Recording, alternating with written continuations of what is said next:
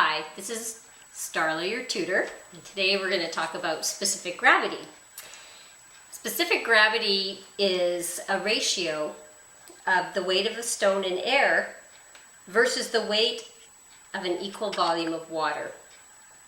What that means is if I had a piece of water exactly the same size as a ruby, this ruby would weigh 4 times more than a piece of water exactly the same size. It's just a ratio of its weight versus the similar weight of a piece of water. And how this all started was Archimedes, who was a Greek mathematician, was given the task of trying to figure out if a crown was silver or gold. So he was pondering it, and while stepping into the tub, he noticed that when he went into the tub, he displaced a lot of water. And he thought, if I could figure out how to measure the volume of water that I just displaced and compare it to the weights of the gold and silver in air, perhaps I could come up with an interesting ratio that would tell me which would be gold and which would be silver. So he did that. He took a piece of gold and he weighed it in air, and then he put it in water and took the water that had overflowed and weighed it and came up with a number.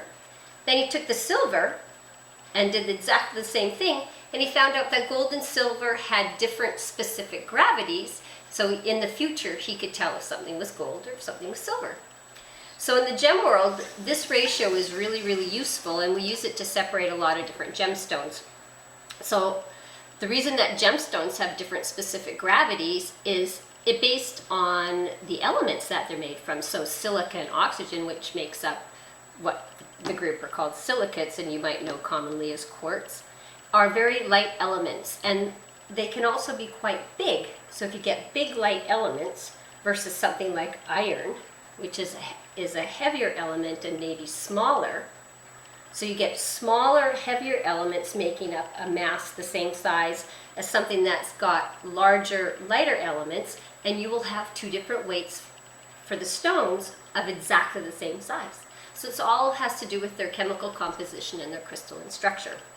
So how do we measure specific gravity? Well, if you get asked on a test how to do it, you have to be able to say the step-by-step way of doing it. You can't just give the formula. You have to say how you actually did the weighing. So first of all, you have your scale. And so I have an electronic carat scale, and I turn it on, and I hit the button that says tare, T-A-R-E, and that brings it to 0. And I make sure it's set on carats. And I take my stone, and I put it on the scale, and I simply get the weight, 2 carats. Then I need to weigh the stone in water. So I created a very simple mechanism. I have a box with some foam in it. I have an alligator clip on a piece of metal, and then I took this piece of metal, and which is just stainless steel that was in the workshop, and I got my pliers out and I rounded the end up and made a little coil and attached it to the alligator clip. Now I put it on the scale, and I put a glass of water nearby that the coil goes into, and I carefully place it on the scale, and I hit the tare button again so that the scale goes to 0. I take the stone that I've already weighed in air, and it weighed 2 carats in air, and I put it inside of my little coil, and I weigh it. Of course, this time it fell down. And I weigh it on the coil, and I look, and I see that the stone weighed 1 carat 50 in the water. So I take the actual weight of the stone, and that was 2 carats. And then in water, it weighed 1.50 carats. 2 carats minus 1.50 equals 0.50. This is its loss of weight in water. 0.50. It lost 50 points in water. I divide 2 by 0.50 and it equals 4. The specific gravity of the ruby is 4. The weight of the stone in air divided by its loss of weight in water. Very simple, very easy to do. You could do it on any type of scale. You have the balance ones that go like this, and you have to do this setup with a little container that goes on top of, that goes over the balance scale, and you put your water on top of it. All sorts of ways to do it, but today most of us have some type of electronic scale, so you need to do it with just the one pan method. So that's a really simple way of measuring specific gravity.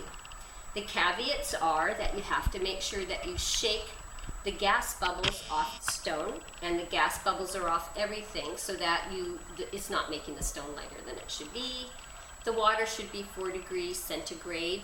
How do you figure that out? Well, in order to get centigrade, you multiply it by 2 and add 30. So 4 times 2 is 8, and you add 30, so they're asking you to do it in water. That's about 38 degrees. So that's one way of doing specific gravity. Now a lot of times, you're out at a show or something like that, and somebody hands you a stone, and you try and figure out what it is.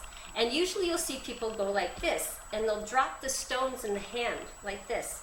This is called hefting the stone. Stones that have heavier atoms and more tightly packed atoms will have a different heft. They feel heavy when you drop them in your hand. So when you see somebody dropping it in their hand, they're just trying to get an idea of the specific gravity. Something very simple. So again, specific gravity, if you had a piece of water exactly the same size as the stone you're measuring, how much heavier is this stone than the piece of water exactly the same size? Quite simple. So in your handbook, they ask you to do what I like to call the Dead Sea specific gravity formula. And what you do is you take supersaturated salt solution. Try and say that fast. Now Archimedes stated a body, not my body, but a rock, when immersed in a liquid, is buoyed up by a force equal to the amount of water it displaces. So if you take plain water, which has a specific gravity of 1, and you put as much salt in it as you can until the salt no longer absorbs, and what will happen is you get these salt crystals at the bottom. If you take and this water now has a specific gravity of about 1.10 or something like that. If you take something that has a specific gravity greater than 1.10, it will sink in this water. If you take a stone that has a specific gravity that's less than 1.10, it will float in this water. So I'm going to take my amber, and I put it in my tweezers, and I put it in the water, and I shake off all the gas bubbles. And the reason you have to put it in the water is surface tension will hold this on top of the water if you don't shake off all the bubbles. And then I release it from my tweezers, and no matter how hard I try, this piece of amber is not going to sink because its specific gravity is less than the specific gravity of this supersaturated salt solution. So then what they ask you to do is take a plastic button and see what happens. Now if your plastic button has lots of air holes in it, like it's a very porous material, some people find that it does float. So there's never an always in gemology. You do the same thing. You put it in the water and you shake all the bubbles off and you release it. And see how it's slowly wafted to the bottom? If it goes down slowly, it means that it's just slightly heavier than the specific gravity of the water. If it goes down quickly, like a thunk, that means that its specific gravity is far greater than the specific gravity of the water. So this is a cubic zirconia, and I put it in there, and bang, you hear it hit the bottom of the glass. So that's telling you it's far greater than the specific gravity of the supersaturated salt solution. So that's a really easy test for amber. And what a lot of people have found is that even if amber is on a string, you can still get it to float in supersaturated salt solution, provided it's not a really heavy cording, because of the mass of the whole strand is enough to buoy up the weight of the cording. The fun thing about the supersaturated salt solution is it's got so much salt in it. So what's kind of fun is after you've done this experiment, if you tie a piece of thread to a pencil or something and stick it in this water and leave it in here and put it in the sun and let the water dehydrate, you'll get great salt crystals growing along this black thread. So it's a nice way to use water and not waste all that salt that you just put in there. The last way that we can do specific gravity is by using these heavy liquids, they're called. And what it is it's a liquid called methylene iodide, and which is it is a toxic solution, and it really has an awful smell to it. And methylene iodide on its own has a specific gravity of 3.32. So all the liquids in this set, and there's a set of 5, have a specific gravity, and they use this other solution, monobromonaphthalene, and they reduce the specific gravity from 3.32 to several different specific gravities, 257, 265, 305, 332, so all different specific gravities. And they have a little indicator stone in there, so you know what the specific gravity is and if these are calibrated correctly.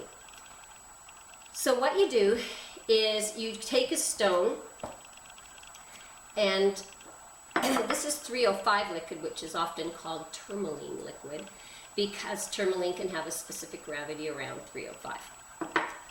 And if the stone has a specific gravity that is exactly the same as the liquid, it will suspend, it will stay in the middle of the liquid. So if it has a higher or heavier specific gravity, it will sink, and if it has a lower specific gravity, it will float. So I'm going to take my stone, which we're going to pretend that this was supposed to be a purple sapphire.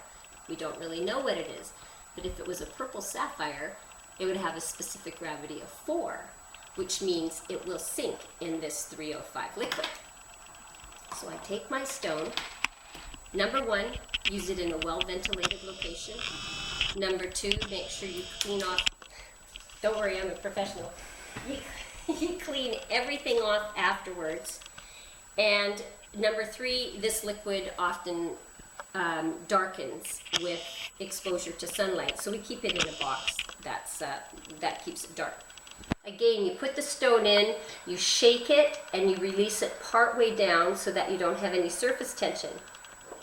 And you release it. Oh my gosh, it floated right to the surface. And no matter how hard I try, I can't get it to sink. So I automatically ruled out the fact that it's a sapphire, because sapphire has a higher specific gravity. So with the specific gravity liquids, what I would do is I would keep on going down, down, down in the liquids until I found one where it would suspend or slowly sink or slowly float. And then it would give me an idea of what the specific gravity is. It's not always completely accurate, because a stone could have lots of inclusions in it, and a lot of times that affects the specific gravity. And if they're really heavy inclusions, well, then it could really affect it. But again, so this is 265 liquid, 267 liquid, and it's sunk in this, and it sunk really quickly. So it's telling me my specific gravity of this stone is somewhere between 267 and 305, and based on how slowly or quickly it sunk, I come up with an estimate as to what its specific gravity is. So that's specific gravity using pieces of equipment. A question that you'll get on exams is you have a ruby that's 1 cubic centimeter. How much does it weigh in carats?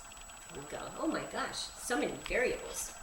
Well, we know that a cubic centimeter of water weighs 1 gram. Ruby has a specific gravity of 4. So a 1 cubic centimeter of ruby will weigh 4 grams because it's 4 times heavier than an equal volume of water. So how many carats does it weigh? There are 5 carats to a gram. So if it weighs 4 grams, you multiply 4 grams times 5, and the ruby weighs 20 carats. So that's a question that often gets people on the exam, and it's such easy points to get. Just practice this formula a little bit using different specific gravities. So if you used a diamond, its specific gravity is 3.5. It's 3.5 times heavier than water, and you multiply 3.5 times 5, and you'll find out that a cubic centimeter of diamond would weigh 17.5 carats. So that's pretty simple. So that's it today for specific gravity. If you have any questions, email me. Bye.